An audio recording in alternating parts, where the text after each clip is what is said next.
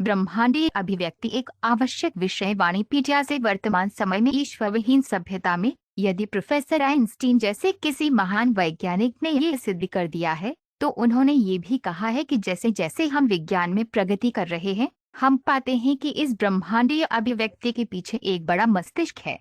वह ईश्वर की स्वीकृति है। वह बड़ा मस्तिष्क क्या है? वह बड़ा मस्तिष्क ही ईश्वर है। वेदांत सूत्र कहता है जन्मस्य यतः SB 1.11। ठीक उसी तरह जब आप कोई अद्भुत पुल या अद्भुत इंजीनियरिंग का काम देखते हैं, तो आपको ये सोचना चाहिए कि इसके पीछे कोई दिमाग है। ये अच्छा निर्माण, इसके पीछे एक दिमाग है। इसी तरह जो समझदार लोग हैं, वे देखेंगे कि इस ब्रह्मांड के साथ, इस ब्रह्मांडीय अभिव्यक्ति में बहुत आश्चर्यजनक ढंग से काम कर रहा है। सूरज सही समय पर उग रहा है, चंद्रमा सही समय पर उग रहा है, मौसम सही समय पर बदल रहा है, बारिश हो रही है, उपज वही है, फल वही है, सब कुछ अच्छी तरह से व्यवस्थित है। श्रील प्रभुपाद की पुस्तकें, व्याख्यान, वार्तालाप और पत्र इस आवश्यक विषय की व्यापक प्रस्तुति प्रदान करते हैं, जैसा कि वानी कोट्स कॉस्मिक मैनिफेस्टेशन श्रेणी में देखा गया है। उनकी पुस्तकों का एक परिचय निम्नलिखित 10 उद्धरणों में दिया गया है। श्रील प्रभुपाद की पुस्तकों से उद्धरण भौतिक ऊर्जा, भूमि रापो नलो वायु और आध्यात्मिक ऊर्जा, जीवित इकाई का संयोजन हर रचना में मौजूद है।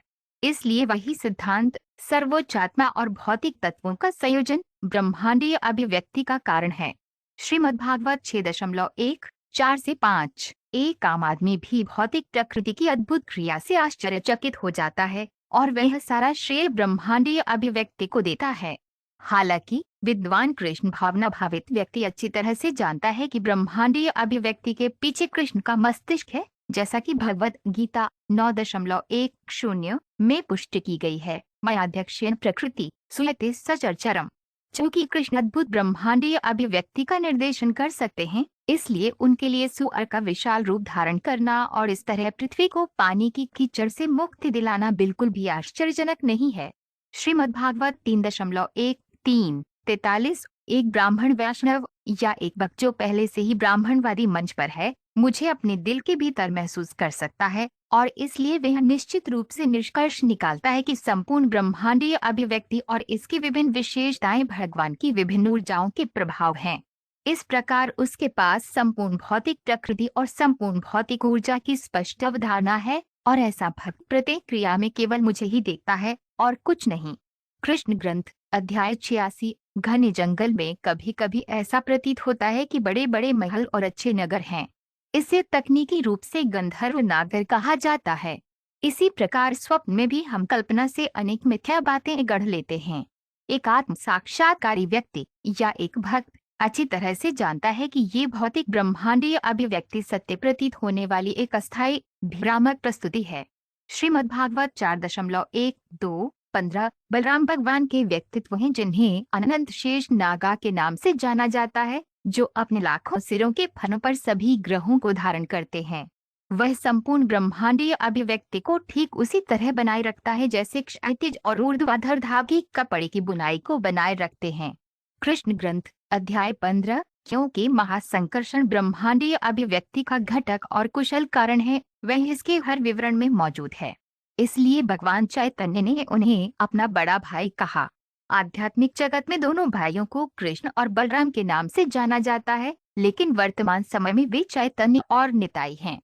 इसलिए निष्कर्ष यह है कि नित्यानंद प्रभु मूल संकर्षण बलदेव हैं।